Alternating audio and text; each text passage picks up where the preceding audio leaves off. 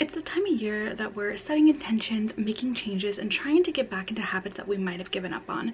But where do we even start? If your New Year's resolution was to start reading more, or you stopped reading a while ago and want to get back into it, I'm sharing 9 tips on how you can get back into reading, starting with one of the simplest things you can do it with friends. Oftentimes doing something with another person makes the task less daunting, so starting a small book club with friends, family members, or even coworkers is a good way to get yourself motivated to start reading again. If a book club sounds like too many people, you can always try and ask one other person to do a buddy read with you, which is essentially just reading a book at the same time and checking in periodically to share your thoughts and ideas on what you've been reading.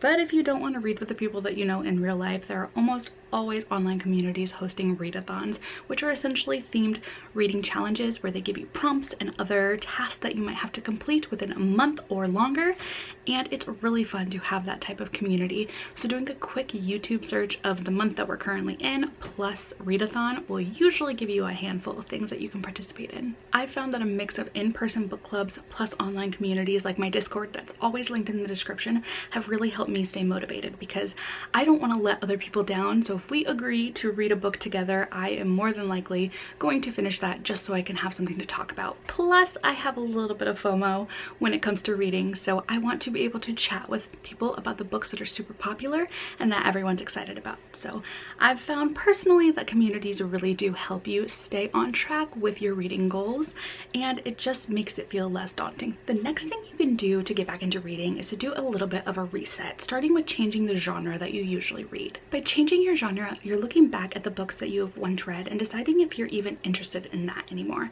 So ask yourself, would I be excited to read that type of book now? And if your answer is no, then consider a couple of things. Think about the shows and movies that you currently watch. What type are they? What about your hobbies? Are those things that you want to learn more about or hear other people's experiences on? Are you interested in true crime podcasts like so many people are? If you are, maybe a new or popular mystery or thriller would be best suited for you. Take a moment to mentally or physically list out a couple of those things that you're interested in, and then consider the age range that you want to read in. It may have been years since you last picked up a book, and maybe that last time was when you were in middle school or high school or in college, like I had mentioned before. Maybe those books aren't right for you anymore. This might be something that you want to keep the same because it's familiar to you, but if you've picked up a book in that age range and realize that it is just not right for you, then consider aging up. But on the flip side, if you pick up a book and you feel like it's too complicated for you at the moment, why not age down? My aunt only recently got into reading in her 40s, and all it took was for her to finish a couple of her daughter's middle grade books to give her that spark of motivation to read books that she's actually more interested in. You don't have to read books that are in your age category just because you're an adult. You don't have to read adult books. Just because you are in high school doesn't mean you have to read young adult books. You can read books that make you feel more motivated, that feel like the right level of complexity that you want. So play around with the age categories that you're reading from. Don't hold yourself back by sticking with what you're familiar with and only reading that, because it might not motivate you to keep going.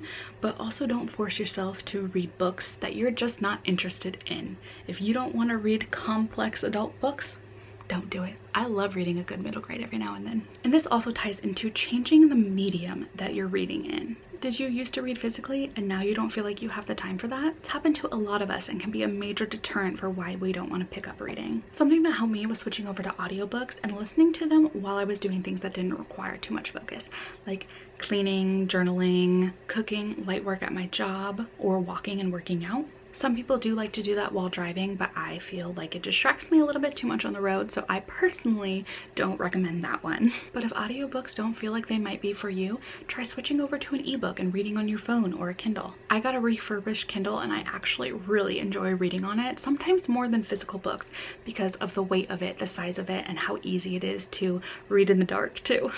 Just like our reading taste may have changed, our lifestyle may have changed too. So reading books the way we used to might not work for us like it used to.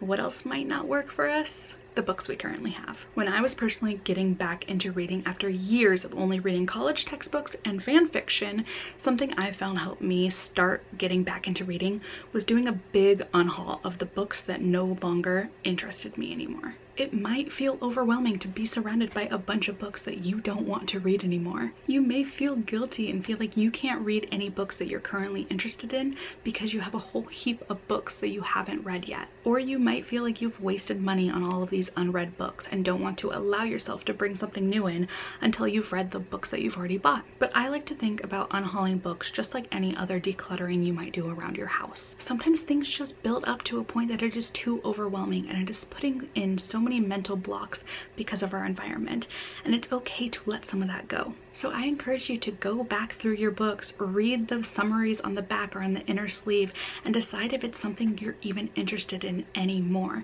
If you are, keep it. If you're not, put it in a pile to be unhauled. And if you're worried about what to do with these books, look around your local communities and see if they have little free libraries that you can donate them to so that they can go home to a good family. Or see if there's places like Half Price Books that will buy back some of your books for store credit.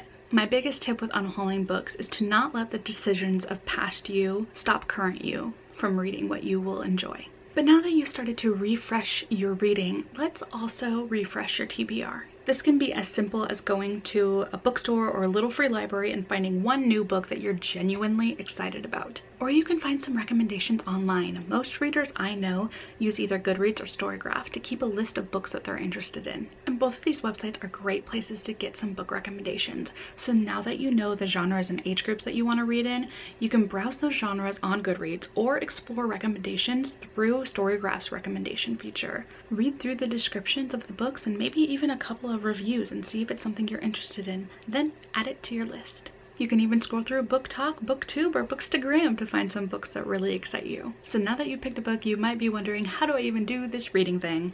And like anything we want to include in our lives, we have to form a habit. And just like any habit, if you force yourself to do it all at once, it might not stick. So don't sit down and try and read a 600-page book in one day. We've all been there. Just find 5 to 10 minutes that you can spare and try and show up for yourself every day and read 5 to 10 minutes. And if you only have 1 minute to spare in a day, that's fine too. Don't force yourself to read more than you can. There's no word count or page count that determines whether or not you're a reader. If you are sitting down, opening a book and reading any part of it, you are a reader. So start slowly and only read more if you can, or if you really, really want to and can't put the book down. Now I only have 2 more tips for you, but I think these last 2 are the most important tips of this video, starting with DNF and DNF often. Never push yourself to read a book just so you can say you've read it. Pushing yourself to read is the fastest way you can burn yourself out on reading. So try a chapter of the book that you want to read. If you don't like it, put it down. If you think it's just okay and you're not really in the mood to keep going with it, put it down. You can do a soft DNF and come back to it later. But if you've made it through a chapter and you really don't feel like it's the right book for you, go ahead and unhaul it. It is okay to DNF books. There are so many books out there and we only have so much time to read, so why waste it reading books that you don't want to? So this is me giving you permission to DNF your books and to forgive yourself for not finishing books that you may have started. We are all changing and growing as people, and that might mean our reading taste will change and grow with us, so we won't always want to finish the books that we've started, and that is okay. It might take some trial and error to find the right books for you, so why waste time reading a book that you don't want to finish? Just stop, put it down, move on to the next one. Now for my last tip, and the most important one, is to get a library card. Books are expensive, and since you might not like every book that you pick up, it's probably best on our wallets going forward to not waste money on books that you might end up DNFing. Plus, our local libraries need our help. The more people that they get, the more funding they get, which means more books and other activities for their communities. So it's really important that you make use of this resource, and it's great that it has now become even easier with so many libraries allowing us to sign up for e-library cards. But don't just look into your own local library, look into the surrounding areas around you, because sometimes you only need an address within the city to get a library card at different places. I was personally able to get access to 4 different library cards from libraries in my surrounding area, and this has allowed me to get onto apps like Hoopla and Libby and have access to hundreds of thousands of audiobooks and ebooks, and my life has been changed for the better because of it. And the best part about libraries is that the books are free. So if you're worried about wasting money on DNFing books that you don't want to read, or if you are just worried about the price of books in general, Libraries are the best resources that we have. So with all 9 of these tips, I hope that you are going to be well on your way to getting back into reading. Let me know which tip you found the most helpful, and if you remember, come back and let me know which book you think you'll be reading first. So if you liked this type of video, please give it a thumbs up so that I know. Please subscribe and stick around. I will be putting out more bookish videos every Tuesday. All right, I'll see you in the next one. Bye.